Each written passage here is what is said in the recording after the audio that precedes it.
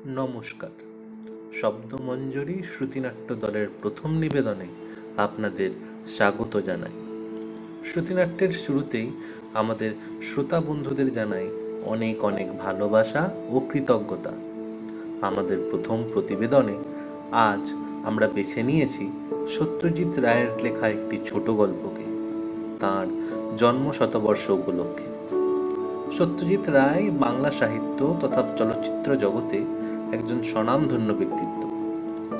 তাঁর লেখনের মধ্যে দিয়ে আত্মপ্রকাশ করা কালজয়ী চরিত্রগুলির মধ্যে ফেলুদা, প্রফেসর শঙ্কু, গল্প বলিয়ে তারিণী খুড়ো আজও 8 থেকে 80 সকলের মন জয় করে নেয়।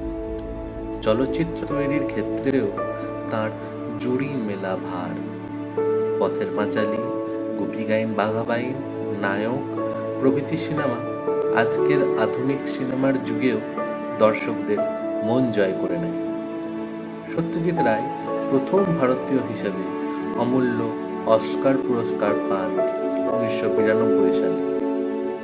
এছাড়াও সেরা পরিচালক হিসেবে তিনি 6 বার জাতীয় পুরস্কার জয় করেছেন, যা সারা ভারত তথা বিশ্বে যে কোনো পরিচালকের পাওয়া সর্বোচ্চ সংখ্যক জাতীয় সম্মান। আজ আমরা তাঁর লেখা পটলবাবু ফিল্মস্টার গল্পটি নাট্যরূপে তুলে ধরার চেষ্টা করেছি। চিত্রনাট্যের প্রয়োজনে আমাদের মূল গল্পের কিছু অংশ সামান্য পরিবর্তন করে নিতে হয়েছে।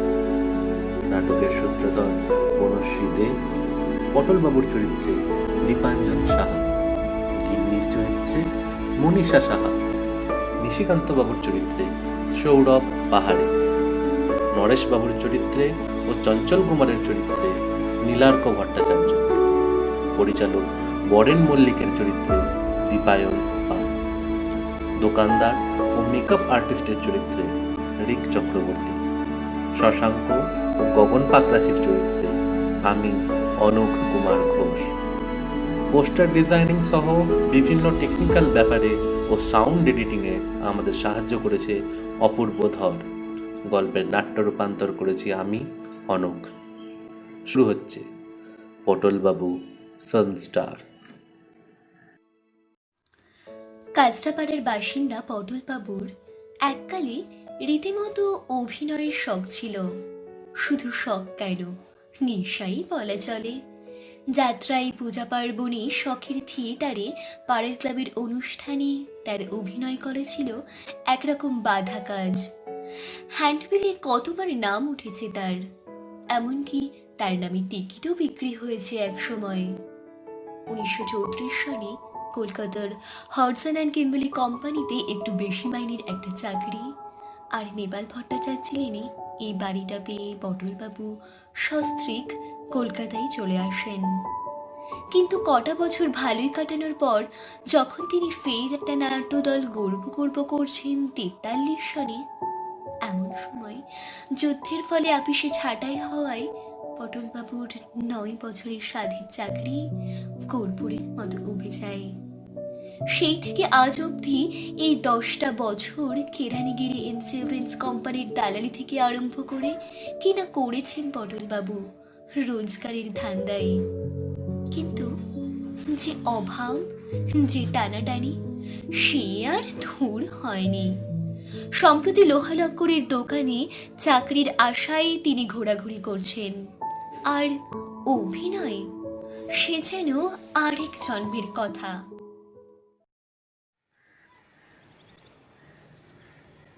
পটলবাবু বাজারের থলি কাঁধে ঝুলিয়ে বেরোচ্ছেন। এমন সময় তার প্রতিবেশী নিশিকান্ত বাবুর সাথে দেখা হলো। কি হে পটল, বাজারে যাচ্ছ নাকি? কি ব্যাপার নিশিকান্ত বাবু, সকাল সকাল? শোনো, তুমি ফিরছো কখন? এই ঘন্টাখানেক। কেন? তারপরে আর বেরোনোর ব্যাপার নেই তো? আজ তো টিগার্স বার্থডে। আমার ছোটো শালার সাথে নেতাজি ফার্মাসিতে দেখা হলো। সে ওই ফিল্মে কাজ করে, লোকজন জোগাড় টোগাড় করে দেয়। বললে কি জানি একটা ছবির একটা সিনে একজন লোক দরকার, যেরম চাইছে বুঝেছো। বছর 50 বয়স, বেটে খাটো, মাথায় টাক। আমার তো টক করে তোমার কথা মনে পড়ে গেল, তাই তোমার হদিশ দিল। বলেছি সোজা তোমার সাথে এসে কথা বলতে।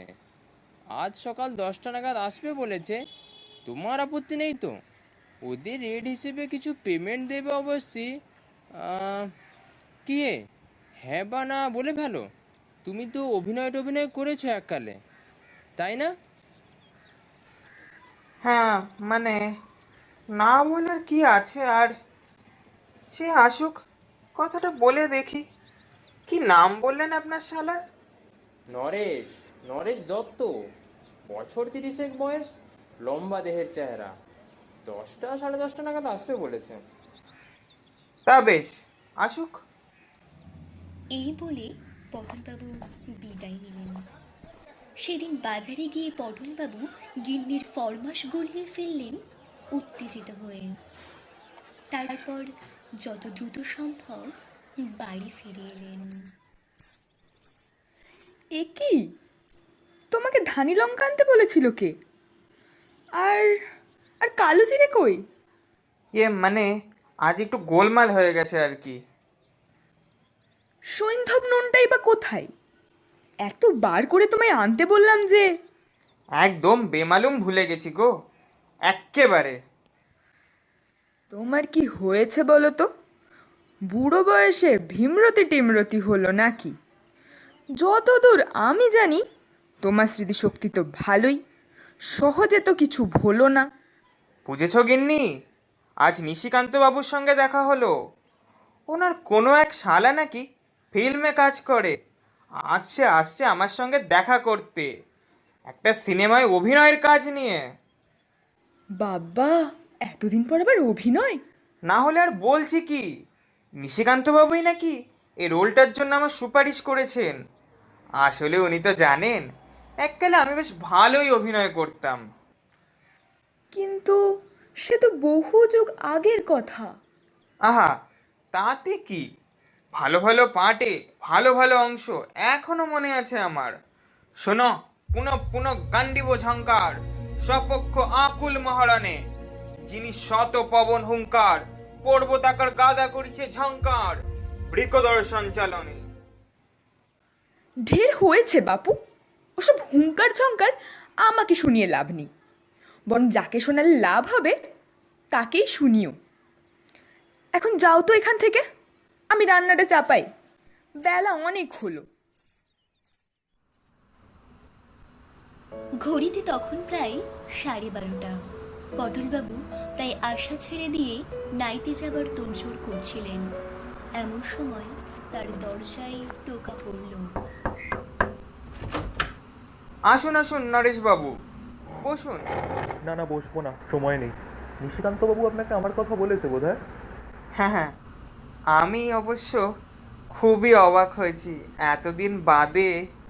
তা আপনার আপত্তি নেই তো? আমাকে দিয়ে হ্যাঁ হ্যাঁ, মানে চলবে তো? বেশ চলবে, খুব চলবে। কাজটা কিন্তু কালই। কাল রবিবার? হ্যাঁ, কোনো স্টুডিওতে নয় কিন্তু।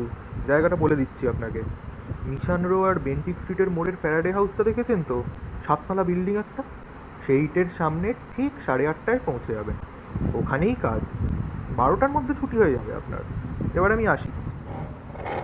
মানে পার্টটা কি ঠিক বললেন না তো? পার্ট হলো গিয়ে আপনার একজন পেডেস্ট্রিয়ান, মানে পথচারী আর কি। একজন অন্যমনস্ক বদমেজাজি পেডেস্ট্রিয়ান। ভালো কথা। আপনার কোট আছে কি? তা আছে বোধহয়। ওটাই পরে আসবেন। ডার্ক রং তো? বাদামি গোছের। গরম কিন্তু। তা হোক না, আর আমাদের সিনটা তো শীতকালের, ভালোই হবে। কাল 8:30 ফ্যারাডে হাউস। মানে পার্টটায় ডায়লগ আছে তো? আলবাত, স্পিকিং পার্ট। আপনি আগে অভিনয় করেছেন তো? হ্যাঁ, তা একটু আধটু। তবে শুধুই হেঁটে যাওয়ার জন্য আপনার কাছে আসবো কেন? সে তো রাস্তা থেকে যে কোনো একটা পেডেস্ট্রিয়ান ধরে নিলেই হতো। ডায়লগ আছে বই কি, আর সেটা কাল ওখানে গেলেই পেয়ে যাবেন। এখন আসি। নরেশবাবু দ্রুতপদে বিদায় নিলেন। ঠিক সেই সময় রান্নাঘর থেকে পটলবাবুর গিন্নি বেরিয়ে এলেন। হ্যাঁ গা, এরই মধ্যে সব কথা হয়ে গেল। যা বুঝছি, বুঝলে গিন্নি, এই পার্টটা হয়তো তেমন একটা বড় কিছু নয়। অর্থপ্রাপ্তি অবশ্যই আছে সামান্য, কিন্তু সেটাও বড় কথা নয়। আসল কথা হচ্ছে, থিয়েটারে আমার প্রথম পার্টটা কি ছিল মনে আছে তো? মৃত সৈনিকের পার্ট। সে ভা করে চোখ বুজে হাত পা ছড়িয়ে পড়ে থাকা। আর তা থেকেই আস্তে আস্তে কোথায় উঠেছিলাম মনে আছে তো? ওয়াজ সাহেবের হ্যান্ডশেক মনে আছে? আর আমাদের মিউনিসিপ্যালিটির চেয়ারম্যান চারু বিশ্বাসের দেওয়া সেই মেডেল। এই তো সবে সিঁড়ির প্রথম ধাপ। কি বলো? হ্যাঁ, মানে যশ, প্রতিপত্তি, খ্যাতি যদি বেঁচে থাকি ভবে, হে মোর গৃহিণী, এ সবই লোভিব আমি। আরে আরে করো কি? এই বয়সে লাফিয়ে বুড়ো হাড়গুলো ভাঙবে নাকি? কিচ্ছু ভেবো না গিন্নি। শিশির ভাদুরী 70 বছর বয়সে চাণক্যের পাহাটে কেমন লাফখানা দিতেন মনে আছে? আজ যে পুনর্যৌবন লাভ করেছি। হ্যাঁ, গাছে কাঁঠাল গোফে তেল, সাধে কি তোমার কোনোদিন কিচ্ছু উন্নতি হয় না? হবে হবে, সব হবে। ভালো কথা, আজ বিকেলে একটু চা খাবো, বুঝেছো? আর একটু আদার রস নিলে গলাটা ঠিক। অত খোসামত করতে পারবো না বাপু। নিজের ইচ্ছে হবে নিজে বানিয়ে খাবে। আমার রাজ্যের কাজ পড়ে আছে। সংসারটা যে কিভাবে চলছে তার তো কোনো খোঁজ রাখো না। তোমার ওই শিশির ভাদুড়ির লাফ দেখার সময় আমার নেই, বুঝেছো?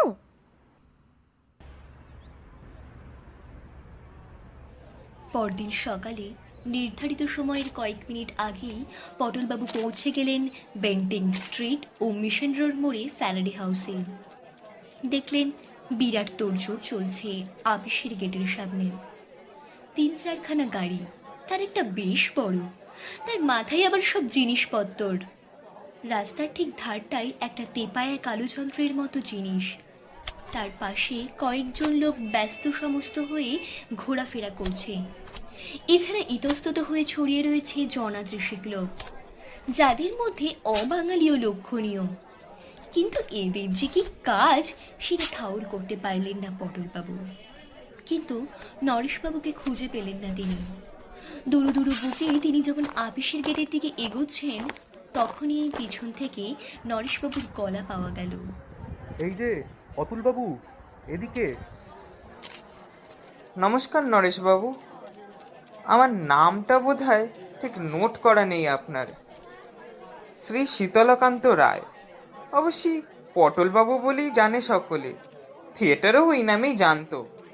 তা আপনি বেশ পাংচুয়াল দেখছি। 9 বছর হাডসন কিম্বার্লিতে চাকরি করেছি, লেট হয়নি একদিনও, not a single day sir. বেশ বেশ, তা আপনি এক কাজ করুন, আপনি ওই ছায়াটায় গিয়ে একটু ওয়েট করুন, আমরা এদিকে একটু কাজ এগিয়ে নিই। টেপায়া যন্ত্রের পাশ থেকে এক ভদ্রলোক হঠাৎ চেঁচিয়ে উঠলেন, নরেশ, হ্যাঁ স্যার। উনি কি আমাদের লোক? হ্যাঁ স্যার, ইনি, মানে এই ধাক্কার ব্যাপারটা। ও ঠিক আছে ঠিক আছে, এখন জায়গাটা ক্লিয়ার করো তো, শট নেব। ঠিক আছে স্যার। অতুলবাবু, পুতুলবাবু, আপনি ওদিকটায় গিয়ে একটু বসুন তো। পটলবাবু আপিসের পাশেই একটা পানির দোকানে ছাউনির তলায় গিয়ে বসলেন। বায়োস্কোপ তোলা তিনি আগে কখনো দেখেননি, তার কাছে এসবই খুব নতুন। থিয়েটারের সঙ্গে কোনো মিলই যেন চোখে পড়ল না। আর কি পরিশ্রম করে লোকগুলো! ওই ভারী যন্ত্রটাকে পিঠে নিয়ে এখান থেকে ওখানে রাখছে একটা 21-22 বছর বয়সের ছোকরা। 20-25-এর ওজন তো হবেই ওটার। এসবই 7-5 ভেবে চলেছেন পটলবাবু। এমন সময় পাশের থেকে দোকানদার ভদ্রলোক তার দিকে ঝুঁকে পড়ে কথা বলতে আরম্ভ করলেন।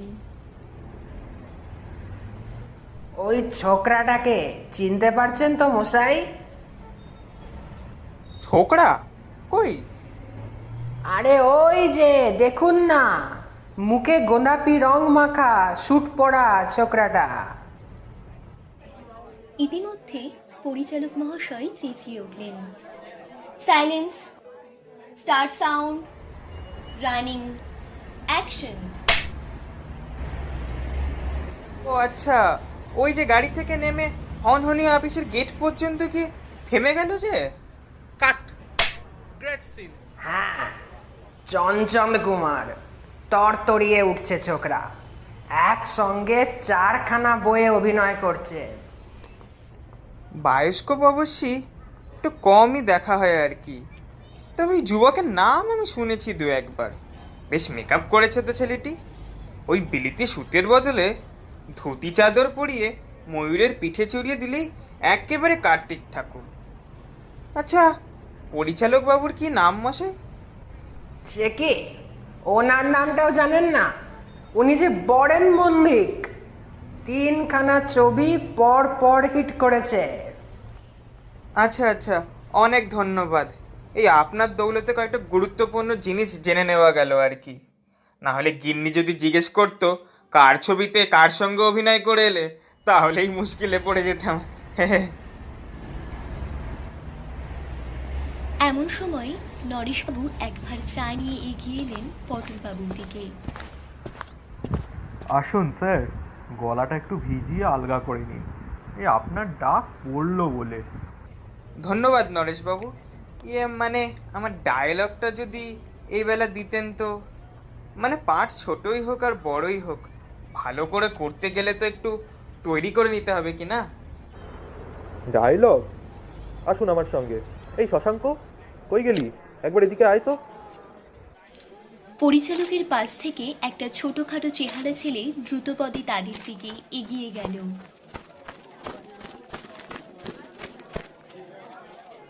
নরেশদা ডাকলে? এই ভদ্রলোক ওর ডায়লগ চাইছেন। একটা কাগজে লিখে দে তো এই ধাক্কার ব্যাপারটা। ও আসুন দাদু, আসুন আসুন। এই নরেশদা, তোমার কলমখানা দাও তো একবার। শশাঙ্ক তার হাতের খাতা থেকে একটা সাদা পাতা ছিঁড়ে কলম দিয়ে তাতে কি জানি লিখে কাগজটা পটলবাবুকে দিল। পটলবাবু কাগজটার দিকে চেয়ে দেখলেন তাতে লেখা রয়েছে শুধুই একটি মাত্র শব্দ, আহ। পটলবাবুর মাথাটা কেমন যেন ঝিমঝিম করে উঠল। কোটটা খুলে ফেলতে ইচ্ছে করলো। গরমটা হঠাৎ যেন তার কাছে অসহ্য হয়ে উঠেছে। তার মনে হতে লাগলো সমস্ত ব্যাপারটাই যেন একটা বিরাট পরিহাস, যেন তার মতো নিরীহ মানুষকে ডেকে এনে এত বড় শহরের রাস্তায় ফেলে রং তামাশা করা হচ্ছে। দাদু যে ঘুম মেরে গেলেন, কঠিন মনে হচ্ছে নাকি দাদু? ব্যাপারটা ঠিক বুঝতে পারছি না। বুঝছেন না কেন বলুন তো? শুধু আর কোনো কথা নেই? বলেন কি দাদু, এ কি কম হলো নাকি? এ তো রেগুলার স্পিকিং পার্ট, বরেন মল্লিকের ছবিতে স্পিকিং পার্ট। আর আপনি বলছেন কি? আপনি তো ভাগ্যবান লোক মশাই। জানেন, আমাদের এই ছবিতে আজ অব্দি প্রায় 150 লোক পার্ট করে গেছে, যারা কোনো কথাই বলেনি, শুধু ক্যামেরার সামনে দিয়ে হেঁটে হেঁটে চলে গেছে। অনেকে আবার হাঁটেও নি, স্রেফ দাঁড়িয়ে থেকেছে। কারোর কারোর মুখ পর্যন্ত বোঝা যায়নি। আজকেই তো দেখুন না, ওই যে ওরা সব দাঁড়িয়ে আছে ল্যাম্পপোস্টের সামনে, ওরাও আছে আজকের সিনে, কিন্তু একজনেরও একটিও কথা নেই। এমনকি আমাদের যে নায়ক চঞ্চল কুমার, তারও আজ কোনো ডায়লগ নেই, কেবল আপনার কথা। বুঝছেন দাদু? কে বুঝছেন? এবার শুনুন দাদু, ব্যাপারটা বুঝে নিন। চঞ্চল কুমার, তিনি হলেন এই আপিসের বড় চাকুরে। সিনটাই আমরা দেখাচ্ছি যে আপিসে একটা ক্যাশ ভাঙার খবর পেয়ে তিনি দন্ত হয়ে দৌড়ে এসে আপিসে ঢুকছেন। ঠিক সেই সময় সামনে পড়ে গেছেন আপনি, একজন পেডেস্ট্রিয়ান। বুঝছেন, লাগছে ধাক্কা, বুঝছেন তো? এবার দাদু আপনি ধাক্কা খেয়ে বলছেন আহ, আর চঞ্চল কুমার আপনার দিকে দৃষ্টিপাত না করেই ঢুকে যাচ্ছে অফিসে। আপনাকে অগ্রাহ্য করাতে তার মানসিক অবস্থাটা ফুটে বেরোচ্ছে, বুঝছেন তো দাদু? ব্যাপারটা কতটা ইম্পর্ট্যান্ট একটু ভেবে দেখুন। যান এবার ওই দিকটাই যান দেখি, এইদিকে ভিড় করলে কাজের খুব অসুবিধা হবে। আর একটা শট আছে, তারপরে আপনার ডাক পড়বে, কেমন দাদু? রেডি থাকবেন। একটা বিরাট দীর্ঘশ্বাস পটলবাবুর বুকের ভিতর থেকে উপরে উঠে এলো। শুধু একটি মাত্র কথা, কথাও না, শব্দ। আহ! গরমটা যেন আরো অসহ্য হয়ে আসছে তার কাছে। আর দাঁড়িয়ে থাকা চলে না, পা যেন অবশ হয়ে আসছে। পটলবাবু ফের গিয়ে বসলেন পানির দোকানের ছাউনিটাই। চোখটা কেমন যেন ছলছল করে উঠল তার।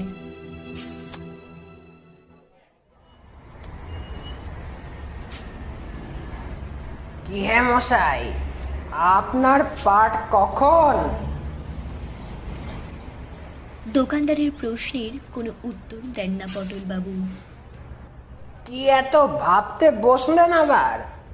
পাঠ কি খুব কঠিন নাকি?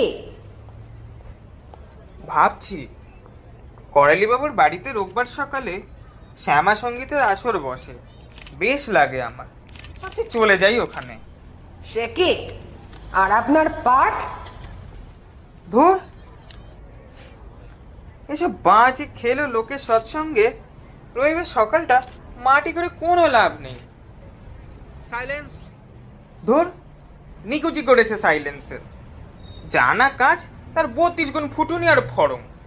এর চেয়ে ঢের ভালো থিয়েটার। Theatre, theatre. অনেককাল আগের সেই সোনালী দিনগুলোর কথা ফের যেন ভেসে উঠল তার চোখের সামনে। সেই ক্লাবের অনুষ্ঠান, ওয়ার্ড হ্যান্ডশেক, চারু বিশ্বাসের মেডেল। আহা, সেই যাত্রাপালে গ্রাম ভর্তি মানুষের করতালি। আর তারপর কলকাতায় সে কালির জাতাকলে পড়ে অভাবের সংসার। এইসবই 7-5 ভেবে চলেছেন পটলবাবু। এমন সময় একটা খুব চেনা কণ্ঠস্বর তার কানে বেজে উঠল। পটল, আমার কণ্ঠ মনে আছে তোমার? পাকড়াশি মশাই, আপনার গভীর সংযত অথচ সুরেলা এই কণ্ঠস্বর কি ভুলতে পারি? আমার দেওয়া উপদেশগুলো ভোলনি তো? কি যে বলেন, আপনাকে আমি নিজের নাট্যগুরু জ্ঞানে জেনে এসেছি। যেমন আশ্চর্য ছিল আপনার অভিনয়, তেমনি আপনার উপদেশ। ঋষিতুল্য মানুষ আপনি, আর শিল্পী সেরা শিল্পী। তোমার মনে আছে আমি তোমাকে একটা কথা বলেছিলাম?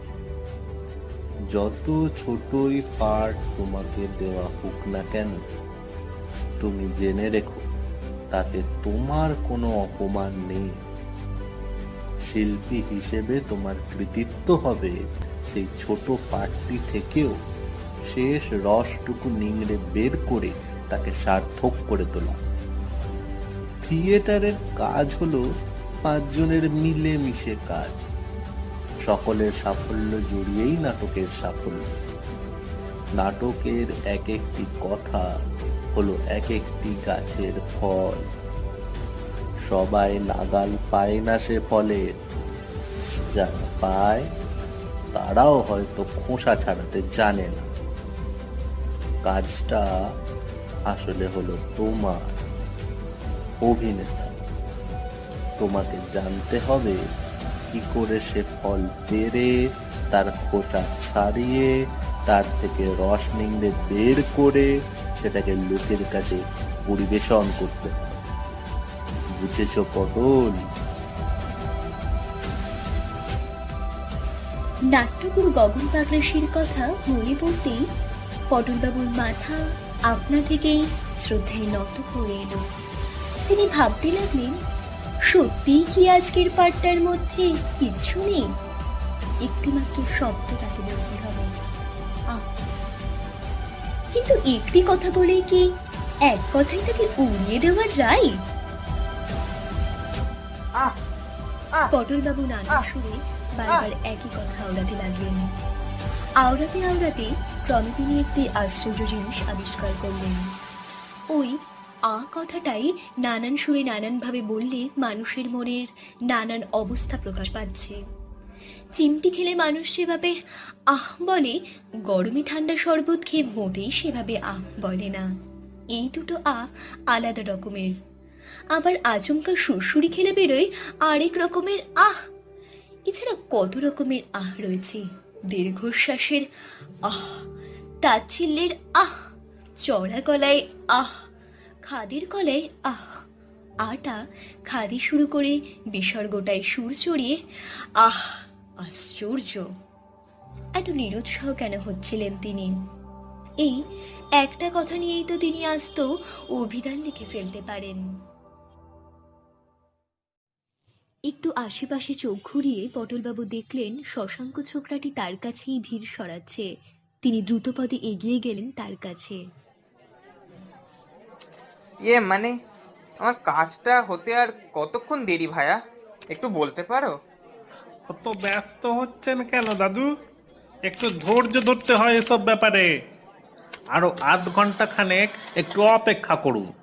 নিশ্চয়ই নিশ্চয়ই, অপেক্ষা করব বই কি, আমি কাছাকাছি আছি। দেখবেন আবার এদিক ওদিক সটকাবেন না যেন। কি যে বলো ভাইয়া, এই তো কাছেই থাকবো। Silence, start sound. শশাঙ্ক পরিচালকের হাঁক শুনে চলে গেল।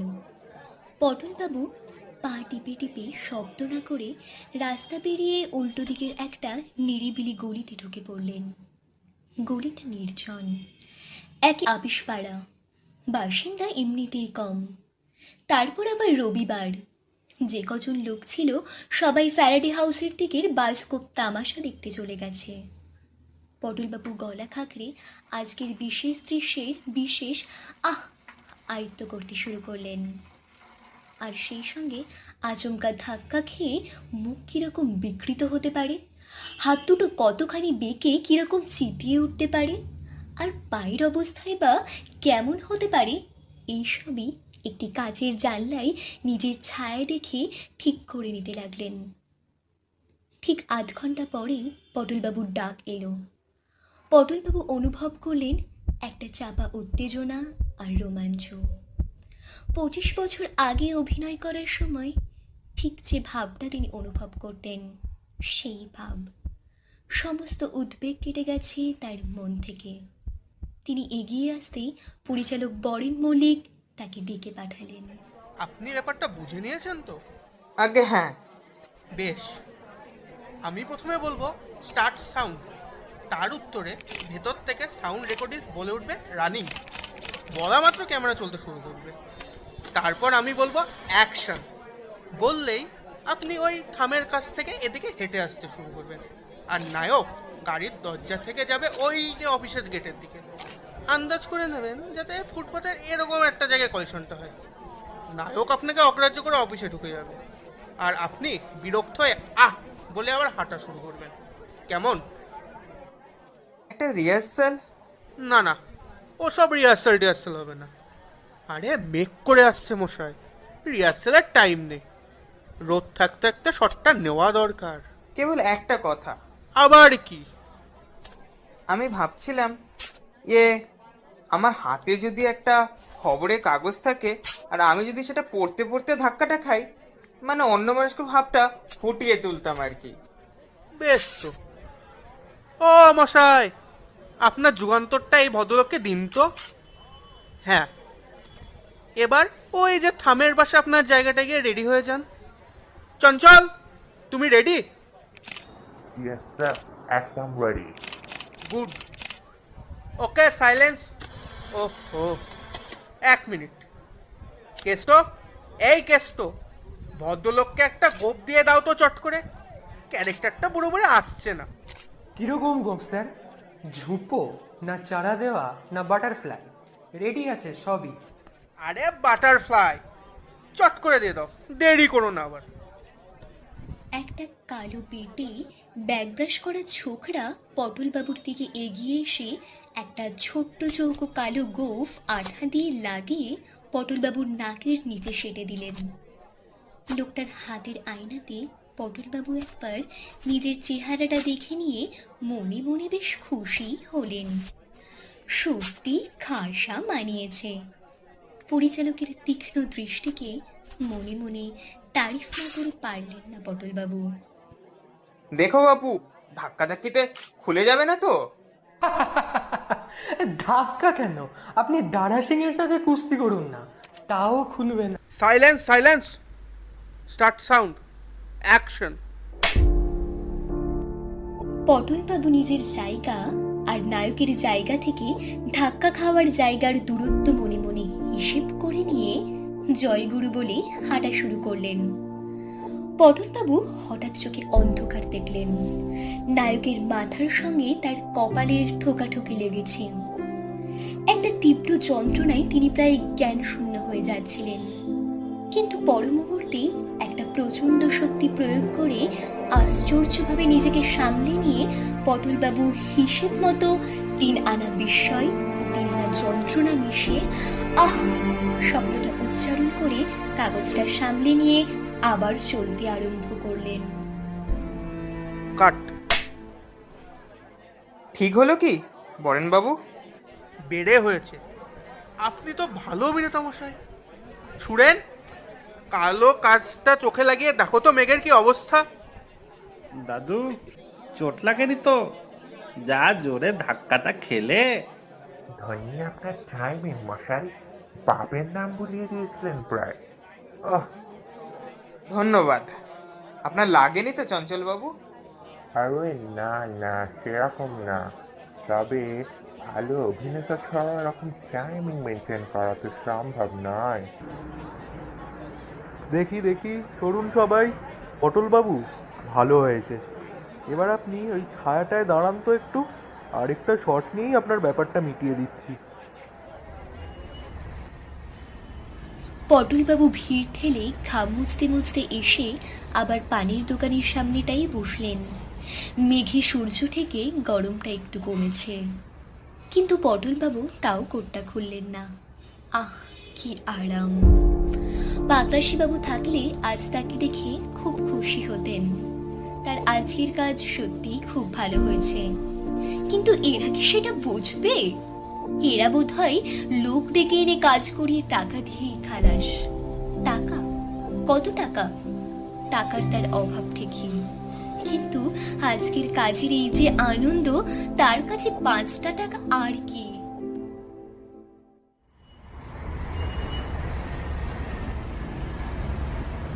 মিনিট 10 পরে নরেশবাবু শশাঙ্ককে সাথে নিয়ে পানির দোকানে এলেন পটলবাবুর খোঁজে। এই যে কাকা, ও দোকানদার কাকা, বলছি ওই কোট পরা বয়স্ক লোকটা কোথায় গেল গো? উনি তো বললেন যে বাড়ি যাচ্ছেন বাবু। সে কি, টাকা না নিয়েই চলে গেল নাকি লোকটা? আচ্ছা গোলা মন তো। যাকগে, একটা পান দে তো চট করে। হ্যাঁ দি বাবু, এই যে। রোদ বেরিয়েছে। Silence, silence. ওহে নরেশ, এসে ইটটা সামলাও তো। আসছি আসছি। এই শশাঙ্ক, চল তো। ধুর, আর ভাল লাগে না। আহ,